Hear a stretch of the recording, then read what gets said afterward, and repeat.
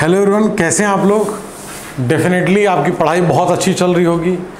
ये जो हमारी सीरीज़ चल रही है पॉलिटी की, उसमें पॉलिटी के क्लास 6 का चैप्टर 3 है। पॉलिटिकल साइंस जो सब्जेक्ट है, पॉलिटी जिसको हम बोलते हैं, पॉलिटी में क्लास 6 का चैप्टर नंबर 3, जिसका नाम है चैप्टर का व्हाट इज गवर्नमेंट। तो सबसे पहले अगर हमको देखना है यहाँ पे कि गवर्नमेंट क्या है, और उससे पहले अगर आपसे पूछें नीड ऑफ द गवर्नमेंट, अगर हम पूछें नीड, क्या ज़रूरत है किस चीज़ की, गवर्नमेंट की, तो व्हाट विल यू से। गवर्नमेंट हमको क्यों चाहिए। सबसे पहले one of the binding factor है हमारी सोसाइटी में, है ना। अगर किसी को एजुकेशन चाहिए, किसी को रोड चाहिए, किसी को कॉलेज चाहिए, किसी को हॉस्पिटल चाहिए, किसी को फैक्ट्री चाहिए, गवर्नमेंट क्या करता है इन चीज़ों को, जैसे हमने पहले भी देखा कि इन चीज़ों को प्रायोरिटाइज करता है। रीजन स्पेसिफिक डेवलपमेंट, है ना, बहुत से डेवलपमेंट होते हैं जो कि रीजन स्पेसिफिक होते हैं। तो इन चीज़ों को, इसकी जो ज़रूरतें हैं, इसकी जो रिक्वायरमेंट है, इसको कौन पूरा करता है, गवर्नमेंट पूरा करती है ना। तो नीड ऑफ द गवर्नमेंट है कि जो एम है, एस्पिरेशंस है, किसकी, पब्लिक की, जनता की, to fulfil the aims and aspirations. उनकी जो एम है, एस्पिरेशंस है, उनको फुलफिल करने का जो काम है वो गवर्नमेंट करती है। इसलिए गवर्नमेंट आवश्यक है। और जो अब आप इमेजिन करिए, अगर कोई पर्टिकुलर एरिया है ना, कोई पर्टिकुलर मान लीजिए गांव है, गांव के अंदर सड़क बननी है। अब इसमें क्या है, गांव में अगर 100 लोग बैठते हैं तो 100 लोग में डिसाइड करना हो सकता है थोड़ा सा आसान हो, लेकिन 100 की जगह अगर 1 लाख लोग हैं, मान लीजिए 1 लाख लोग क्या सेम पेज पे, सेम टाइम पे, सेम जगह उपलब्ध हो पाएंगे, अवेलेबल हो पाएंगे, इंटरेस्ट दिखा पाएंगे। तो इसलिए हम क्या करते हैं, हम एक रिप्रेजेंटेटिव चूज करते हैं अपने बीच में से, और उस रिप्रेजेंटेटिव को चूज करके वो लेजिस्लेटिव असेंबली या लोकसभा वहाँ पे पार्टिसिपेट करते हैं उस एरिया के बिहाफ पे। वहाँ का जो इंटरेस्ट है, जो रिक्वायरमेंट है, जो नीड है, उसको आगे रखते हैं, और गवर्नमेंट उसके हिसाब से ज़रूरतों को जितना जो पूरा कर सकती है वो टाइम मैनर में वो चीज़ करते हैं। तो गवर्नमेंट का इस फंक्शन का हमारे डे टू डे लाइफ में उसका इम्पैक्ट आता है ना। इलेक्ट्रिसिटी प्रोवाइड करना है, रेलवे प्रोवाइड करना है, इंफ्रास्ट्रक्चर प्रोवाइड करना है, ये सारी चीज़ें गवर्नमेंट प्रोवाइड करती है। तो गवर्नमेंट जो है, जो ऐसा बाइंडिंग फैक्टर है जो हम लोग को भी बाइंड करता है। सोसाइटी, हमारी जो डाइवर्स सोसाइटी है, जैसे हमने चैप्टर 1 चैप्टर 2 में भी देखा था ये चीज़, उसके बाइंडिंग फैक्टर जो हम बता रहे थे कि सिटीजनशिप है, तो एक कॉमन सिटीजनशिप है, एक सिंगल सिटीजनशिप है। तो वो सारी चीज़ें जो है कहाँ से, ये जो गवर्नमेंट है इसका सबसे बड़ा कहीं ना कहीं जो रोल आता है, गवर्नमेंट का एक बहुत पॉजिटिव रोल आता है सोसाइटी के नीड्स एंड एस्पिरेशंस को पूरा करना, है ना। इन चीज़ों को रीजन स्पेसिफिक डेवलपमेंट से लेके एक छोटी से छोटी एंड बड़ी से बड़ी चीज़ों को देखना, है ना। कोई कैलामिटी आ जाए, कोई डिजास्टर अगर हो जाए तो उस चीज़ों पे केटर करना, फ्लड अगर आ गया, कोई चीज़ आ गया, सूखा पड़ गया, उन चीज़ों पे एक्शन कौन लेता है, उन चीज़ों पे जो हमारी रिक्वायरमेंट है, गवर्नमेंट जो है अकॉर्डिंगली जो है फंक्शन करती है। तो गवर्नमेंट की नीड एंड रिक्वायरमेंट क्यों है, अब आपको ये सुनने के बाद क्लियर हो गया होगा, है ना।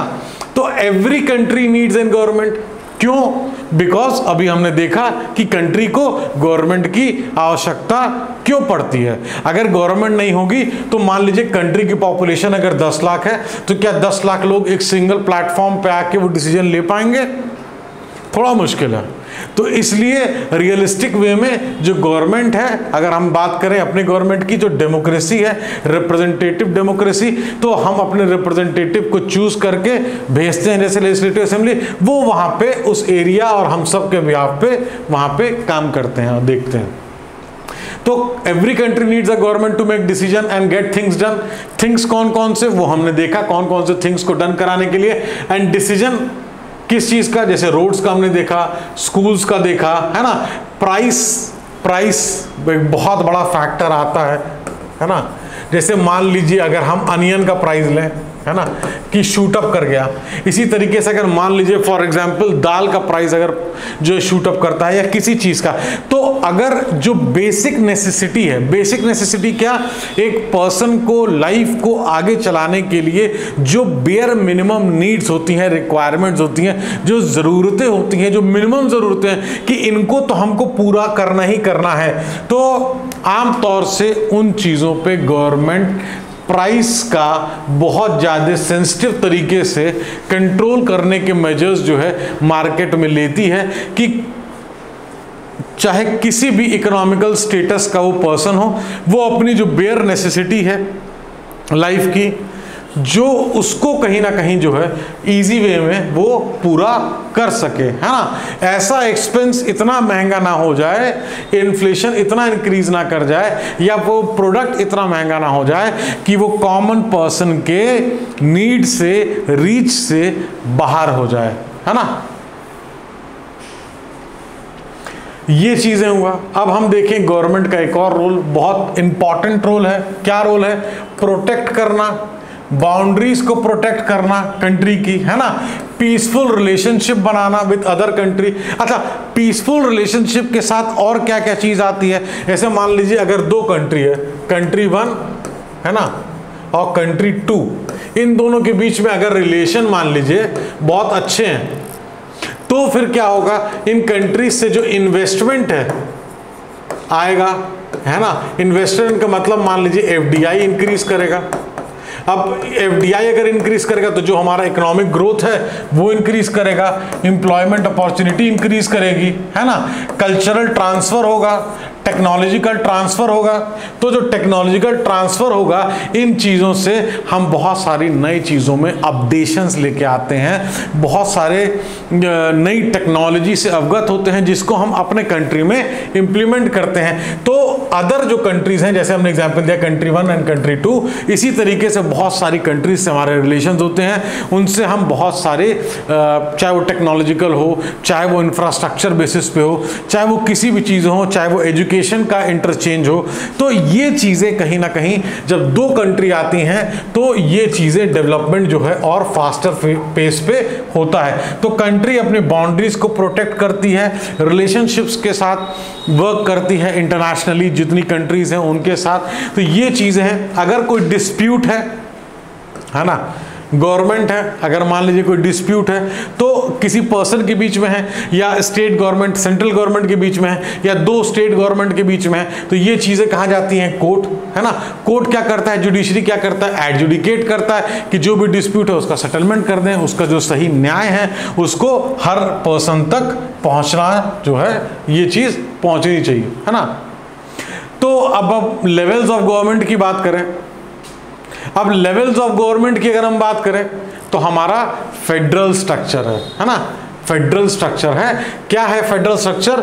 उसको भी हम बताते हैं। जैसे हमारे पास एक सेंटर में हो गया, एक स्टेट में हो गया, एक लोकल सेल्फ गवर्नमेंट हो गया, है ना। तो ये हमारे पास 3 लेवल 1, लेवल 2, लेवल 3। तो मोर देन 1 लेवल अगर होता, अगर एक लेवल है तो यूनिटरी स्ट्रक्चर बोलते हैं, मोर देन 1 लेवल है तो उसको फेडरल स्ट्रक्चर बोलते हैं। हमारे पास सेंटर में भी सरकार है, स्टेट में भी सरकार है, और लोकल सेल्फ गवर्नमेंट भी जो है हमारे यहाँ एग्जिस्ट करती है। तो 3 टियर गवर्नमेंट है, 3 टियर गवर्नमेंट जो है फंक्शन करती है ना। तो government works at different level. Local level जिसको हम लोकल सेल्फ गवर्नमेंट बोल दिए, नेशनल लेवल ये आपका सेंटर हो गया, स्टेट लेवल ये आपका स्टेट। तो 1, 2 एंड 3। तो एक तरीके से लोकल लेवल की रिक्वायरमेंट क्यों पड़ती है?